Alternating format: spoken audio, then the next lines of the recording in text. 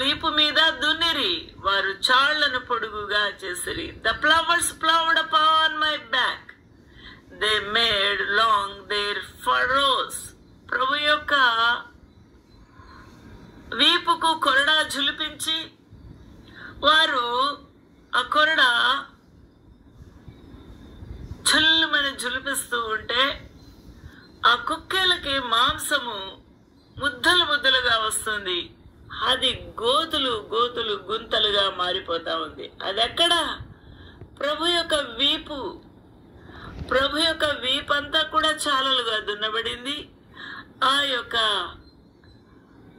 చర్మము, ఆ యొక్క మాంసపు ముద్దలు, ఆ యొక్క కార్టిలేజ్, బోన్స్, రిబ్స్ మధ్యలో ఉన్న ఆ కార్టిలేజ్, ఆ ఎముకలు కూడా ముక్కలు ముక్కలుగా